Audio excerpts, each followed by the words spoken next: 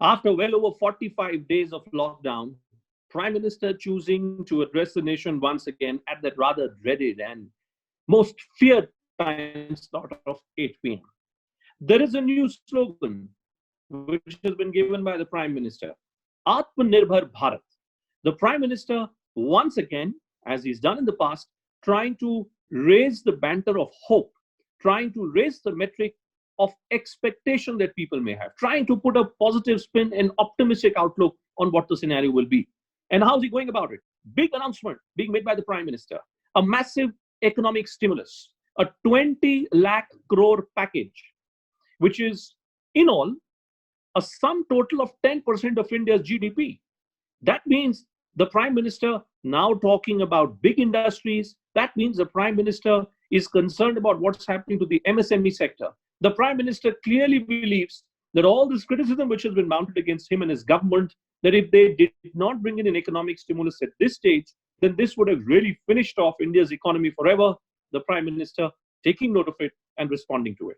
But the third most important point is the point which I think has forced the Prime Minister's hand to come up with this package. And that is those visuals of migrant labor, the migrant workers.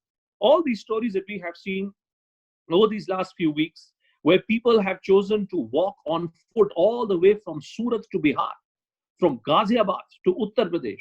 The Prime Minister clearly believing that this kind of negative publicity against him was not keeping him in good stead. But how will this ultimately answer the biggest question of them all?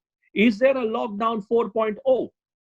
At the video conference which the Prime Minister had with the chief ministers, some states like Maharashtra were of the view that there should be an extension all the way through the month of May.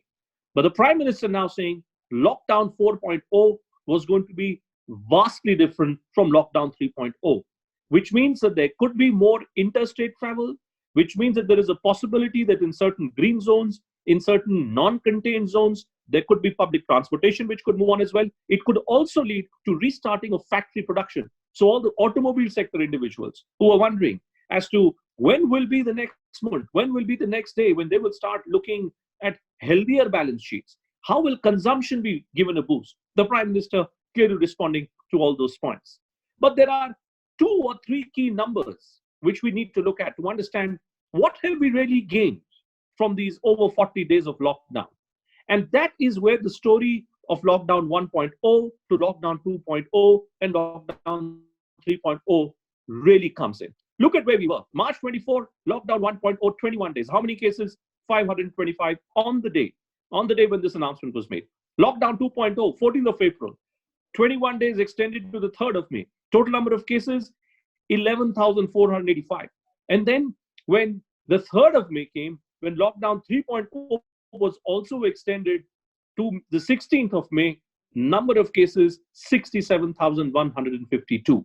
So while we may have grown in number of cases, our fatality rate clearly being much, much better in comparison to other developed countries, the Prime Minister thinking that if ever there was an opportunity to give more relaxation and hope for better economic activity, that this 20 lakh crore economic stimulus package and slight relaxation in lockdown 4.0, this would be the moment. What will be the finer details of lockdown 4.0? Well, those details will be given later by the government. But what becomes quite clear through this statement of the Prime Minister is this. He's aware that all has not gone well. He's aware that we may have grown in the number of cases, and there is a potential of these cases growing even higher if he was not to look after the poor and the downtrodden. Those stories of the poor and downtrodden clearly getting the better of the Prime Minister this time around.